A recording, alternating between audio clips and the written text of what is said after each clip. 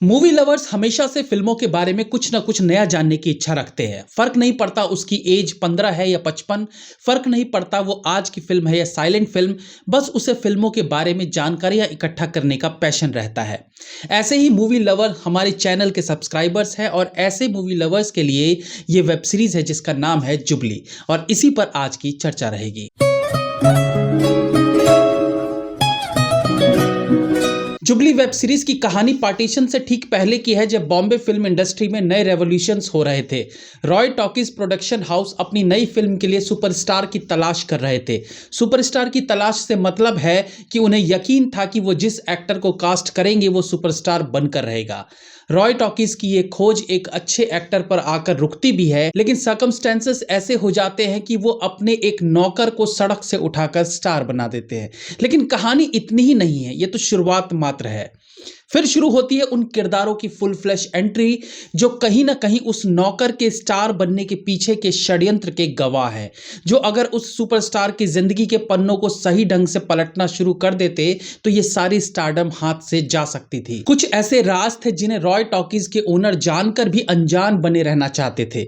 इन्हीं सब के बीच ये कहानी आगे बढ़ती रहती है और एक कंक्लूजन से पहले सप्ताह भर का एक इंटरवल लेती है, यानी 5 एपिसोड को रिलीज किया गया है और बाकी के 5 एपिसोड्स कुछ दिनों बाद देखने को मिलेंगे। एक पीरियड ड्रामा फिल्म को बनाना आसान नहीं होता, या यूं कह लीजिए परफेक्टली बनाना आसान नहीं होता। रीजन कि इन फिल्मों में आपको एक ऐसा माहौल दिखाना है जो आज का है ही नहीं। गाड़ियां, घर, सड़कें, कॉस्ट्यूम्स सब अलग होते हैं और इसके लिए या तो हाईटेक वीएफएक्स का इस्तेमाल कर फिल्म के बजट को बढ़ा लो या स्मार्टली इसे हैंडल कर लो, जैसे कि जुबली वेब सीरीज के मेकर्स ने सेट्स और वीएफएक्स का यूज करके किया है। उस दौर को जिस प्रकार से फिल्म में दिखाया गया है उसकी प्रशंसा बनती है। उस वक्त के लोकेशन को जिस तरीके से रिक्रिएट किया गया है वो कमाल है। जिस तरीके से बिना गदर मचाए भी 1947 के पार्टीशन के दर्द को इस वेब सीरीज में दिखाया गया है, वो एक बेहतरीन स्क्रीन प्ले राइटर ही कर सकता है। जरूरी नहीं कि किसी सीन को पावरफुल बनाने के लिए उसमें हर चीज को दिखाया ही जाए। संवादों के माध्यम से भी किसी घटना को बड़ा करके उसकी अहमियत को बताया जा सकता है। आप राम गोपाल वर्मा की हॉरर फिल्में देखें तो आपको फील होगा कि वो भूत को दिखाने से ज्यादा उसे लेकर माहौल क्रिएट करने में ज्यादा विश्वास रखते हैं, क्योंकि डर जरूरी होता है। एक बार भूत चुड़ैल दिख गया तो डर खत्म हो जाता है, इसलिए उस भूत का डर दिखाना दर्शकों को ज्यादा एक्साइट करता रहता है। उसी प्रकार से इस वेब सीरीज में कुछ एक ट्रेन के सीन्स दिखाए गए हैं और संवादों के जरिए पार्टीशन के दंगों में हुई मौतों पर बात करके ये क्रिएट कर दिया गया कि दंगा कितना भयानक था। लेकिन क्योंकि वेब सीरीज का असल प्लॉट फिल्म इंडस्ट्री था तो कहानी अपनी पटरी से ज्यादा इधर उधर नहीं होती और मेन फोकस फिल्म इंडस्ट्री के इर्द गिर्द ही रहती है। इस तरह की वेब सीरीज के लिए रिसर्च की बहुत जरूरत होती है। आज हम लोग फिल्म इंडस्ट्री के बारे में अनेकों जानकारी ले पाते हैं क्योंकि सोशल मीडिया एक्टिव है। आज हमें यह तक पता रहता है कि रणबीर कपूर ने आज किस कलर के जूते पहने हैं। एक्टर्स की रियल जिंदगी हो या फिल्म मेकिंग का तरीका, हम सब देख पाते हैं, जानकारी इकट्ठा कर पाते हैं। लेकिन 1947 के समय ऐसा नहीं था। तो उस वक्त की film making style, auditions, stars की चकाचौंध जिंदगी, स्ट्रगलर का दर्द, फिल्म बनाने का सपना, ये सब किस प्रकार से होता था, इन पर रिसर्च करने की जरूरत थी, जो किया भी गया है। ऐसा फिल्म देखकर फील हो रहा है। एक्टिंग की बात करें तो अपार शक्ति खुराना की दमदार एक्टिंग आपको कायल बना देगी।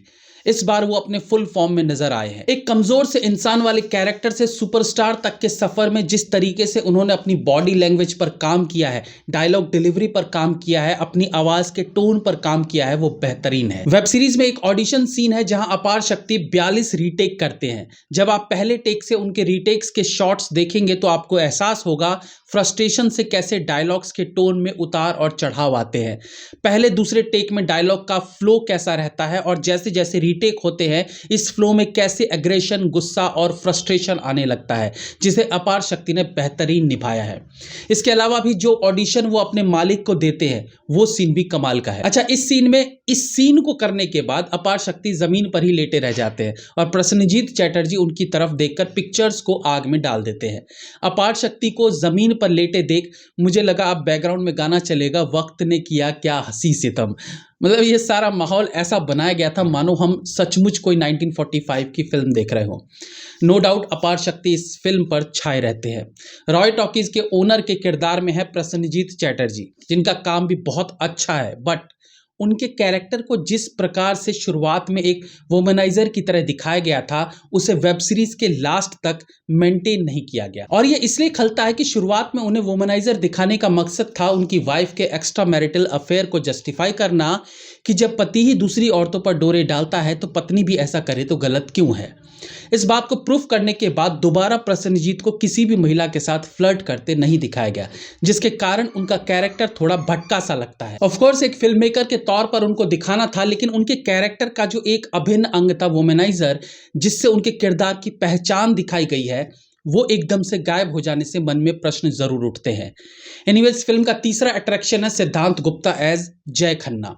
उन्होंने अपने किरदार को लगता है मानो जिया है। उनके कॉस्ट्यूम्स, उनके हाव भाव, उनका बोलना चालना सब लगता है मानो वो सचमुच 1947 के मनचले और एस्पायरिंग डायरेक्टर हों। इसके लिए तो फिल्म के डायरेक्टर और राइटर को भी श्रेय दिया जाना चाहिए। बाकी जिस तरीके से सिद्धांत ने अपने किरदार को परख कर उसे निभाया है वो कमाल है। इनके अलावा वामिका गब्बी ने अपने रोल को बेहतरीन निभाया है। कार में बैठने के दौरान जब वो सिद्धांत के साथ ऑडिशन की तैयारी करती हैं, तो इस सीन में फिल्मी एक्टिंग और रियल एक्टिंग के फर्क को भी समझने का मौका मिलता है, जिस पर आज के समय में हम डिस्कस करते हैं कि रियल एक्टिंग करने वाले एक्टर्स नवाजुद्दीन, मनोज बाजपेयी, पंकज त्रिपाठी, इरफान सर जैसे हैं, और फिल्मी एक्टिंग करने वाले एक्टर्स एक्चुअली सुपरस्टार होते हैं। तो ये रियल एक्टिंग और रियल एक्टिंग का फंडा भी आज का नहीं है, साइलेंट फिल्मों के दौर से चला आ रहा है। आदिति राव हैदरी को बदलाव की जरूरत है, अलग कैरेक्टर्स को चुनने की जरूरत है, या फिर अपनी एक्टिंग में चेंज लाने की जरूरत है। कई बार वो उनका फेस एक्सप्रेशनलेस लगने लगता है। अब या तो वो सपाट चेहरे से एक्टिंग करने वाले फॉर्मूले को करना चाहती है लेकिन वो कर नहीं पा रही हैं, या वो सचमुच अच्छी एक्ट्रेस नहीं है। जो भी हो, शायद मैं एक्सप्लेन नहीं कर पा रहा हूं, बट उन्हें अब कुछ अलग करने की कोशिश करनी चाहिए। बाकी के एक्टर्स में अरुण गोविल, राम कपूर, पंकज झा, कश्यप, सबने अपने अपने रोल को अच्छा निभाया है। फिल्म का बीजीएम बहुत अच्छा है। ये बीजीएम उस समय को भी जस्टिफाई करता है, यानी उस वक्त की फिल्मों को। इस वेब सीरीज में म्यूजिक को रिकॉर्ड किए जाने से फिल्मों में आए इवोल्यूशन को दिखाया गया है। बहुत से लोगों को इस वेब सीरीज के माध्यम से पता चलेगा कि पुरानी ब्लैक एंड व्हाइट फिल्मों में क्यों हीरो और हीरोइन एक जगह खड़े होकर ही बिना मूवमेंट के पूरा गाना गाते थे।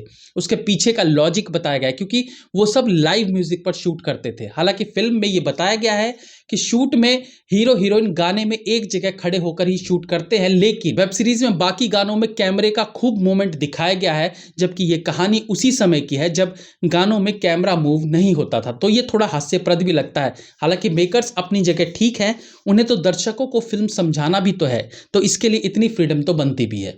तो ये वेब सीरीज मनोरंजन के साथ साथ फिल्मी नॉलेज भी देता है। जैसे कि इसमें दिखाया गया है कि शूटिंग के वक्त कैसे कैमरा यूज होते थे, प्रिंट कैसे कॉपी किए जाते थे, ऑडिशन टेप्स कैसी होती थी, उन्हें एडिट कैसे किया जाता था।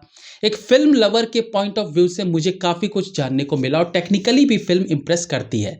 म्यूजिक ठीक है, एक दो गाने अच्छे हैं, एक्शन ठीक है, हालांकि ज़्यादा है नहीं, सिनेमेटोग्राफी बेहतरीन है, और डायरेक्टर भी अपने काम के लिए प्रशंसा के पात्र है। हाँ, पीरियड फिल्म समझ के ये एक्सपेक्ट मत कीजिएगा कि यहाँ गाली गलौज के लिए स्थान नहीं होगा। बिल्कुल है, और आज के दौर के हिसाब से ही है, तो चौकन्ने होकर ही फैमिली के साथ फिल्म देखिएगा। मेरी तरफ से 4 stars. Have a nice day.